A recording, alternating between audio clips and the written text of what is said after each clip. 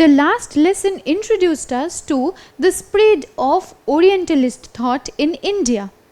We learned that when the British officials had come to rule the Indian subcontinent, many were driven by a deep interest in the history, the past, the languages, the literatures, the cultures of the Indian masses. And these people were called the Orientalists because they were driven by an interest in Oriental cultures and societies. Now these Orientalists sought to teach the Indians what they were already familiar with, what they revered. In fact, these Orientalists were also translating various ancient Indian texts so as to make themselves familiar with the same, because they wanted to know more and explore the Indian culture. But if these Oriental institutions, which were founded by the Orientalists, sought to teach various ancient Indian texts, and most importantly in vernacular languages, why don't we study the same today? In India, in most of the cases, we don't study different subjects in vernacular languages. Instead, we study the language of the colonizer. Why does this happen this way? What do you think caused this change? This is because not all British officials were Orientalists, and by the end of the 19th century, many British officials started criticizing the Orientalist vision of learning. Now these people were of the opinion that this Orientalist vision of teaching what the Indian masses were familiar with, of teaching the Oriental history, culture, society, politics, tradition, language, literature, was a flawed thing to do. Now why do you think were these British officials against this Oriental vision of learning? This now brings us to a discussion on the white man's burden that we had taken up in our last lesson.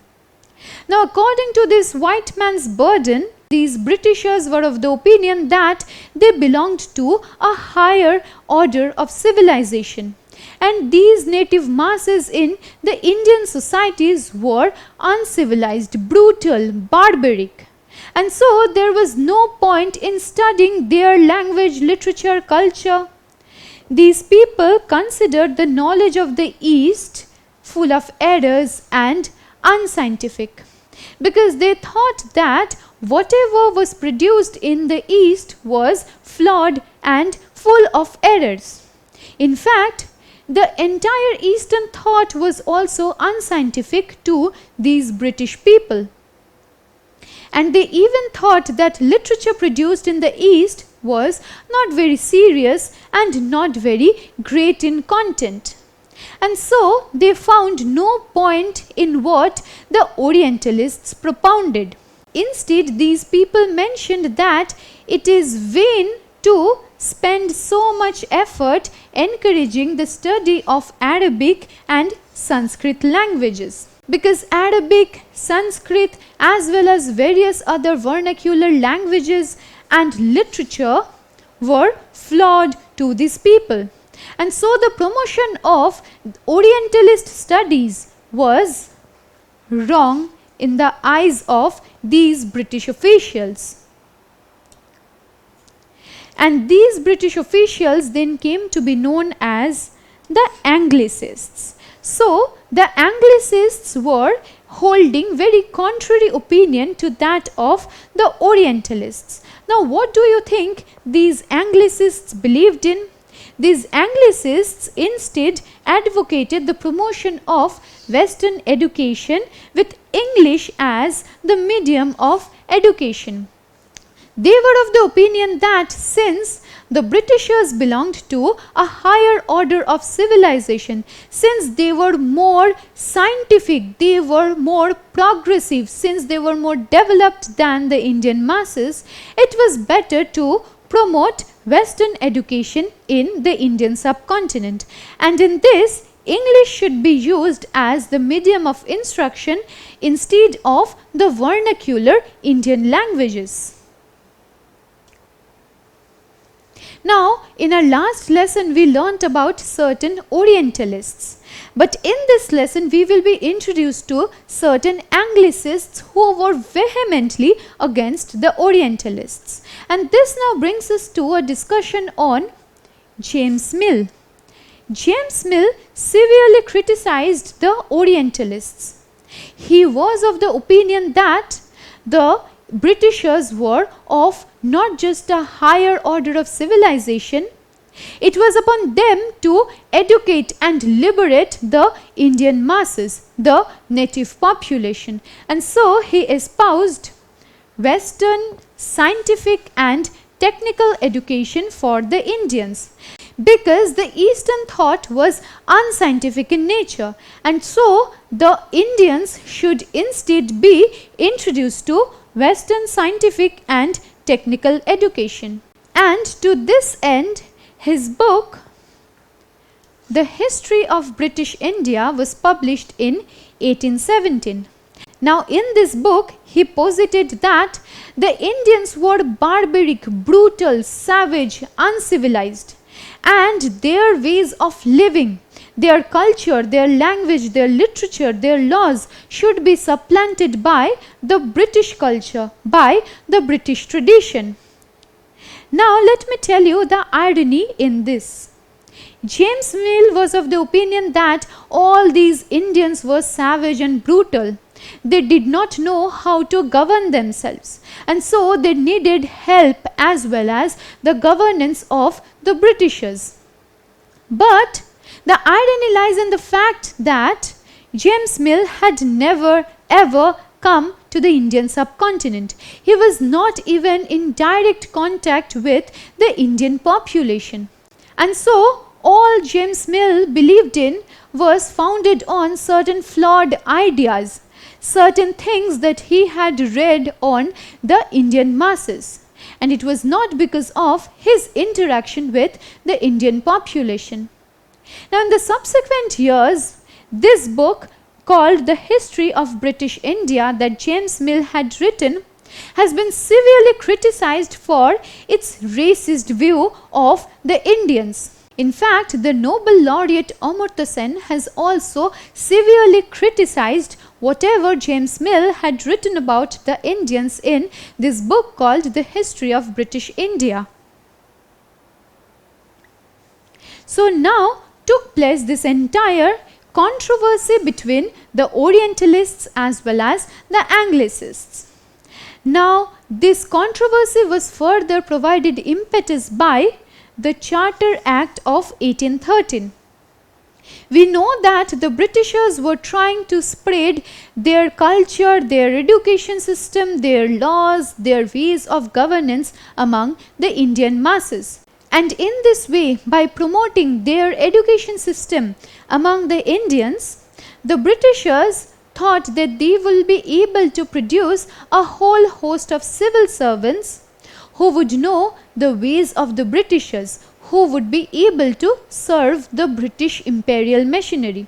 And so the Charter Act of 1813 allotted 1 lakh rupees for the promotion of education among the Indians. But it did not state what kind of education was to be promoted among the Indians. And this now fueled the controversy that was already taking place between the Orientalists on the one hand and the Anglicists on the other hand. Now, the Orientalists advocated the expansion of traditional Indian education, and they also preferred Sanskrit, Arabic and Persian languages as the medium of instruction. So these Orientalists were of the opinion that it was requisite for the Britishers to teach the Indian masses these things that they were familiar with, these things that they were rooted to. Because if the Britishers suddenly started teaching their own things to the Indians, then the masses will not be able to relate with the same. And so these people were of the opinion that along with the promotion of Western education, expansion of traditional Indian education should happen. And this education should be carried out in languages like Sanskrit, Arabic, Persian which the Indian masses spoke.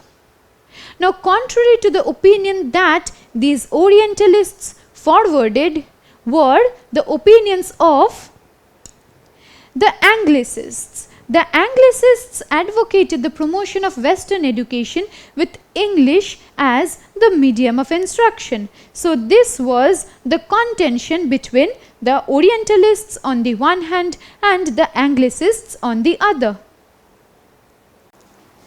During this point of time, contention between the Anglicists and the Orientalists kept on surging. It was almost reaching a climactic moment because both the sides kept on propounding their own opinions, their own views that ran contradictory to each other. The Orientalists had their faith in the literature that was produced in the country, while on the other hand, the Anglicists were completely against the literature of the Indian subcontinent. Now, here we come to a discussion on Thomas Babington Macaulay, who was a very popular British historian and politician.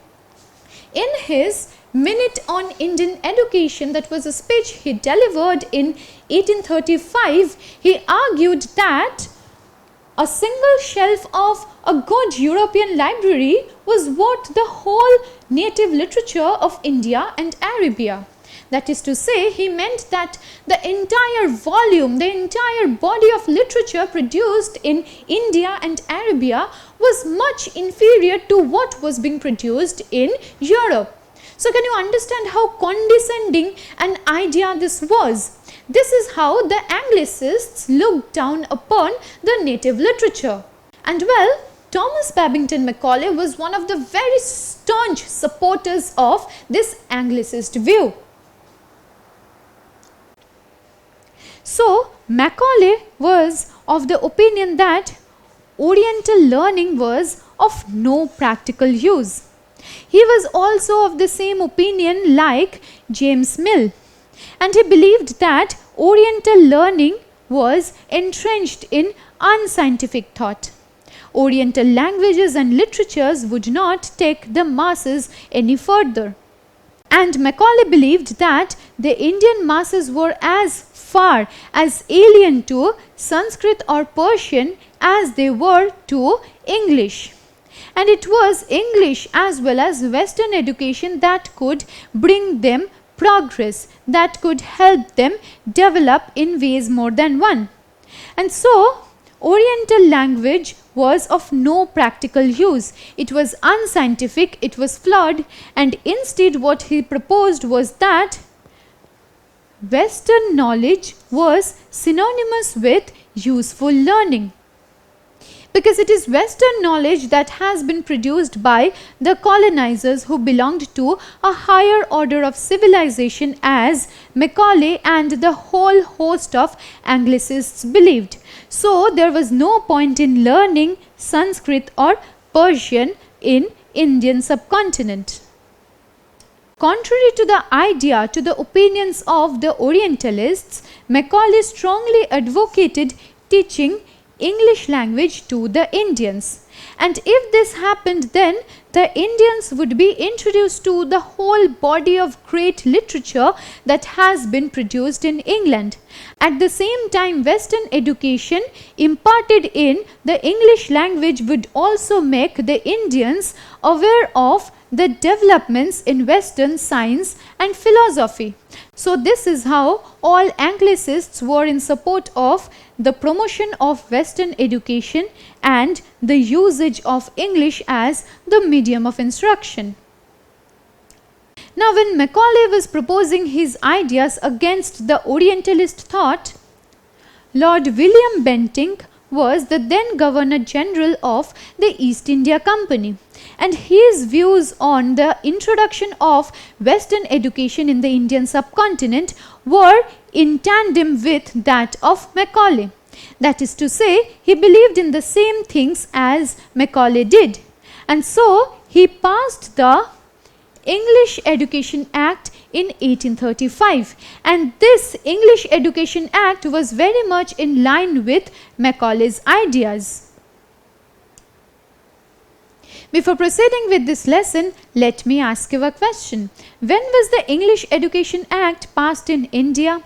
Was it passed in 1835, 1832, 1833 or in 1845? Well, the correct answer is 1835.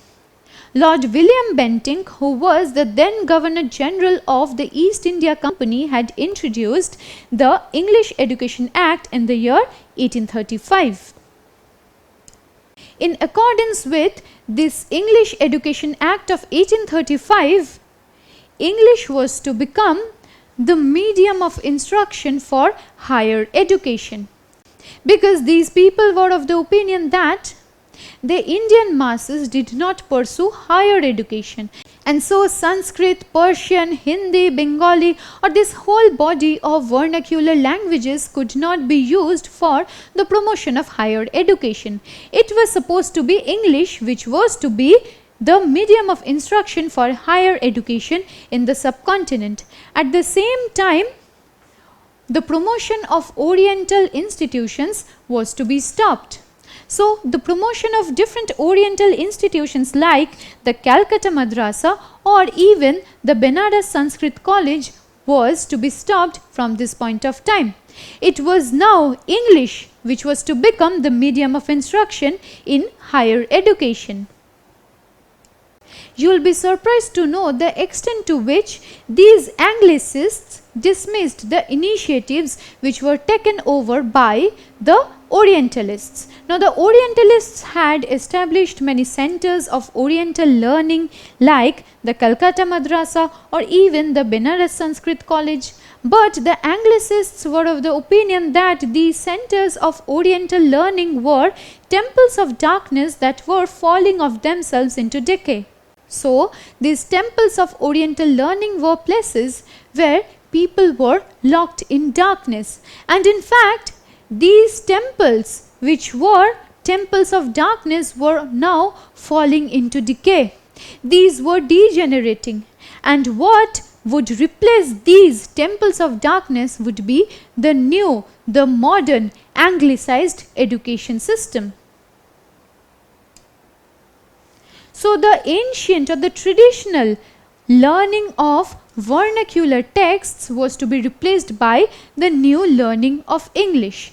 So, English was to be taught at both primary schools as well as higher educational institutions instead of vernacular languages like Sanskrit or Persian.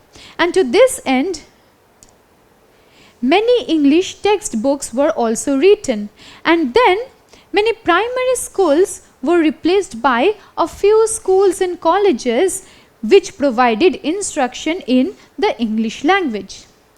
This brings us to a conclusion on our discussion on the contention between the Orientalists and the Anglicists.